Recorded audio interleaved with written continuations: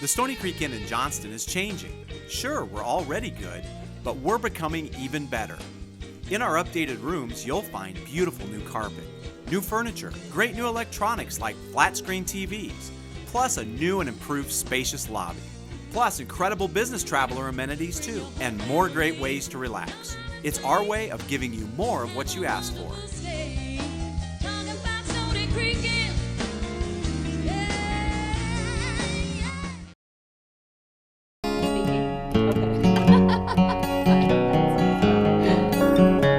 Well, music is one of the more fun things to have at an event, and a lot of times, you know, I guess a lay person doesn't even know where to start. I have a musician here with me, Mike Aceto, who will be at my event that will be on Tuesday.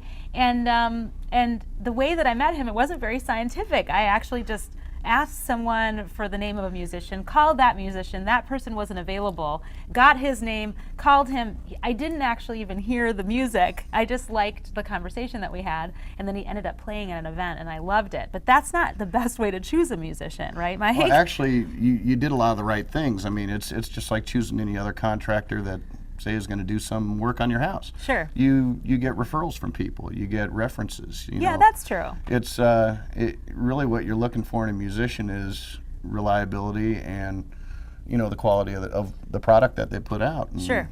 You know. So sampling would be good. It would have been good if I had heard some music. But at the time we had a good conversation, I thought, I like this guy. Well, you know, and you know, the personality is one thing, but you know, what they actually put out. I mean, the best critique you probably could have had was to come see a show of mine. Sure. You know, getting in touch with working musicians is a good thing to do because you can go out and see them in the element, see how they interact with the crowd, and you know, most importantly, hear what kind of music they have to put out. Sure, and that's an important thing, the kind of music. What other things can I ask, or I want the viewers to ask, when they're looking for someone for their party? What are some key things? Some of the first things you really want to find out, number one, what style of music they're looking for, you know, and then find out if that person knows how to play that type of thing. Really see what, really put out as specific of expectations as what they have getting for. Specific. Yeah, yep. Have specific expectations of the performer. And like, also, can you play this particular song or that kind of thing? Yeah, and you know, Where I know have you when played? I'm being interviewed for different jobs, I'll you know, ask people, you know, what do they want to hear? Are they going to want the crowd to interact? Exactly. What are things that I can watch out for? Large amounts of money down, or is that something that people should expect? That it's really something. I mean, for local performers, I've never asked for it. Okay. You know, unless of course I'm going to lay out some money for like a big production. Like if I need to bring in additional musicians, if I need to bring in a sound crew, a light crew, rent a bunch of sound equipment. Yeah, in those situations, I'll say I'll need something for this because I need to reserve all this stuff, and just to get their commitment. Now, let me ask you one more thing before we go. As far as the location, you know, are there things that we need to make sure that we have so that last minute you're not saying, well, I can't really plug this thing in, so you're not going to get the sound? Or one of the things that I always ask about, you know, and most people that I work with are very considerate of that, like, what do you need? You know, like I came in here, they gave me this beautiful bar stool, and you know, we aim to please. Yeah, and without arms, you know, because I don't want to be dinging a guitar on the arms. You know, just things like that.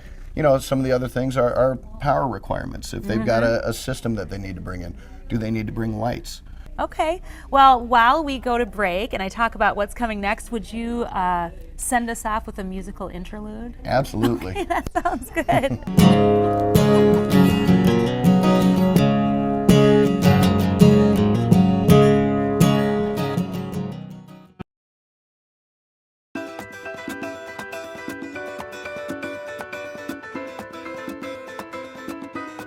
We are finally at my favorite part of this event planning business. I've been looking forward to this all day. And I am with Dustin Skudlarek, and we're at Ruby Tuesdays, and we're going to talk a little bit about the food that we are going to have at my event in a couple days. It's one of the things about the food that people stress out about is how do you get everything to come out at the same time? Sure. And if you choose incorrectly, you might have warm food it's supposed to be cold and it's warm, or hot and it's getting cold, cold and it's getting warm, whatever. Absolutely. And so those are things that we worry about. We joked around about this before, but you don't want anyone getting sick. I Right. mean, that's like one of True. those things, if you're networking, I think it's really bad if the person networking gets sick later. They're not going to call you back. So why don't we start with that? What are some smart choices when you're planning an event for food? Depending on the amount of time in the event, that is going to be a big player into things. If you have multiple hours, it's good to be able to have freshen up possibility on that, as well as just staging your food properly over ice. Or Tell me about staging your food properly. Sure. Because that really is a key, isn't it? Yeah, absolutely. When you're actually, going through, if it's going to be anything from a buffet style to even plating, it is very important on the actual elements that you build into each plate, and the process in which you do it, the overall flow, and it's going to make or break your party, really. Right. So I'm gonna go backwards. So tell me mistakes that people make. I mean, when you go to a party and you're Right. like, oh no, I Right. cannot believe they did that. What are the Right. things that people do? A couple things people can do is, they'll put out a hot entree or something of that nature, and not have the constructive heat behind it. Okay. Or What are maybe those called? Chafing dishes? chafing dishes, absolutely. Or certain ingredients that just naturally won't hold for an extended period of time. Some things are left for just a restaurant execution basis. Right. Some are meant for more party. Right. Okay. I want to know about numbers. Okay. So we have some dips here. Why don't you say what they are first? What we then- have is just a guacamole here off to the left-hand side, and then we have a spinach and artichoke dip, and then a hummus. Okay. All of these are served cold, and all of them are very nice to put out for a spread for an hour and a half to 2 hours. They'll go the I mean, distance for that time. They will. I definitely recommend a freshen up after that time, and it just allows everything to stay nice and crisp and still visually appealing. Right. So I have this guacamole I'm going to put out. How much? Is this one person's serving of guacamole? Should it be 5? I mean, how do you figure out numbers? Give me a couple different kinds of things and how I should think. Absolutely. While I eat. Right. Try some. As you start planning through the amount of food that you'd like to take, a very important factor is to really look at how many dips are going to be offered, how many spreads or how many appetizers are going to be offered. And I'm going to have hopefully 75 people. Yeah, absolutely. So when you're putting dip out for that, what are you? I would say thinking? this would be good for 6 to 7 if it is just a kind of a light tasting. Yeah. Obviously if it is more of an entree coming in to the future of this, Yeah. then you can lighten up on those appetizers and those spreads. So you're saying 6 to 7 the hour, not 6 to No, 7 no, people. actually 6 to 7 people. If you're gonna be That's a serving lot. an entree Yeah. or something of that nature, So you shouldn't. I would have overdo more it. of this stuff if I wasn't serving other things. Absolutely. Because people will just go back to it. Most definitely. I think RSVP. I would underestimate. Yeah. I Yeah. think that's probably a thing that happens all the time. It does, and obviously you don't want to run out of food. It's one of the wrong things for the host to do. So it is very, very important to really plan out. I always go 10% above what I'm expecting. Okay. It's just kind of it offers a smart little bit thing to more do. favor. Yeah. Okay, well, we got a lot of good ideas, Dustin. Thank you. Yeah, absolutely. I think it gave us some ideas definitely about planning and making sure that we have enough food for people. 10% above what you're expecting is what you should go for.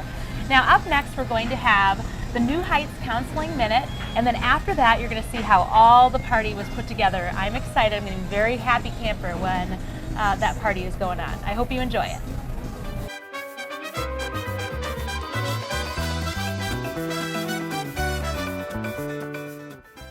Welcome to your New Heights Counseling Resources Minute. I'm Jim Wilwarding. And I'm Jessica Romy. When we have a dream, like wanting to start our own business, we can get stuck in the stage of dreaming. So start by visualizing. What would it be like if this dream came true? Self-confidence is critical to any dream becoming a reality. Identify what you do well and use those strengths to use your plan of action. For example, if you excel in creativity, design a logo or a website.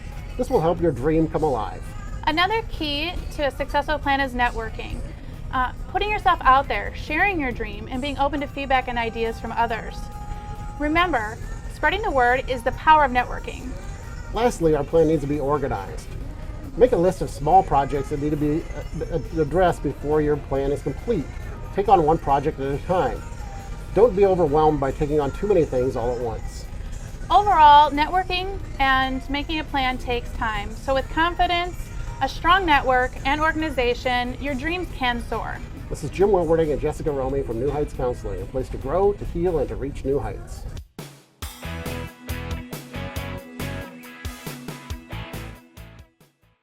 I've gotten some great advice from my experts today about throwing an awesome party. The Amish house has been transformed, the food looks amazing, everyone is having a great time listening to Mike, and everything turned out great. Thanks for hanging out with me today, guys, and if you want any more information about event planning, the information of the experts today, just go to neadinspiration.com, and I'll talk to you next week.